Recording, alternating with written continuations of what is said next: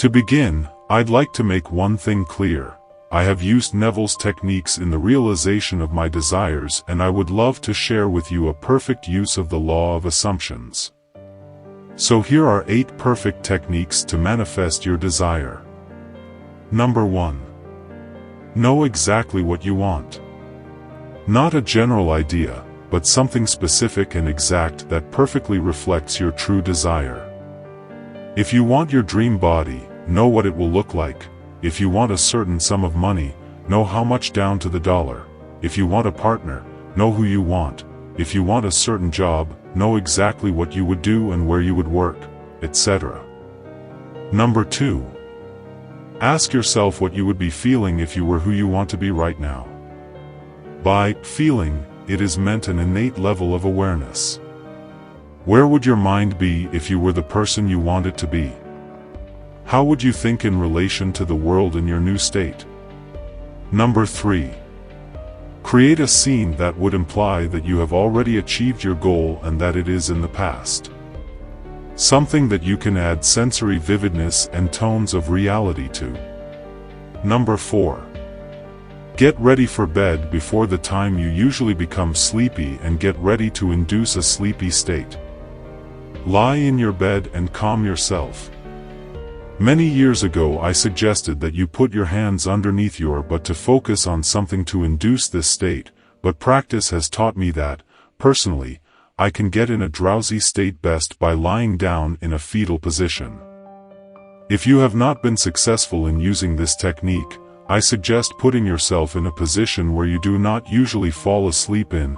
For example, if you usually fall asleep by sleeping on your left side, lie on your back, and vice versa. Number 5. As you induce this sleepy state, you'll notice a floating feeling, one that is both physical and mental.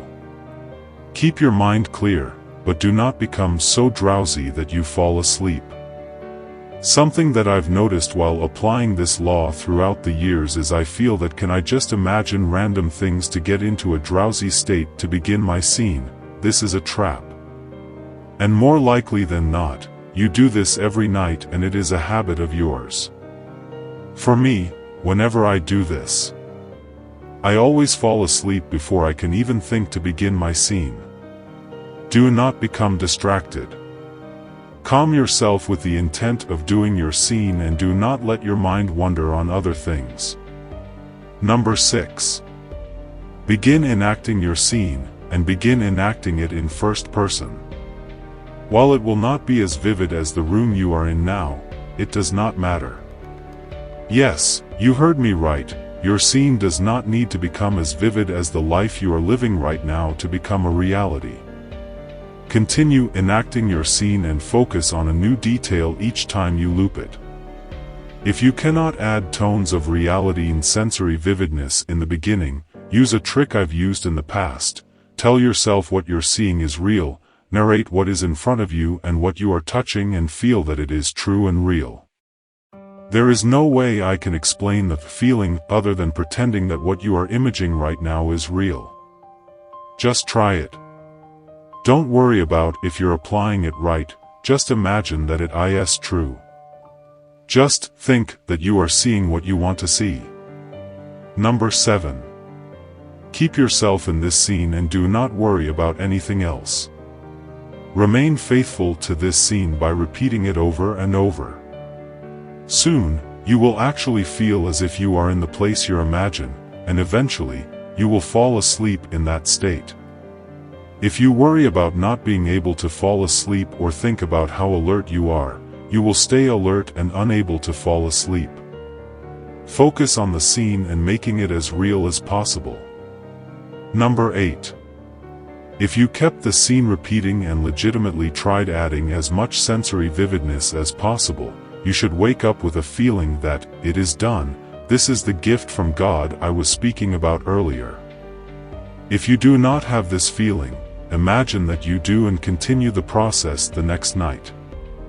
Experience has taught me, however, that if you legitimately try the technique to the best of your abilities, you will wake up with this feeling of your desire already existing. Bottom line. This is the technique that I employ, and as of late, I have never woken up without the feeling that it is done. The most important thing is to try. Continually try and try to do the best that you can. Don't worry about reading Neville during the day in fear that you have missed something. Just do the technique at night and be amazed at how quickly your world changes. As always, please give me questions, comment down below, and I will try to answer them as soon as possible. I hope you like this video. For more videos like this, subscribe to our channel. Thanks for watching.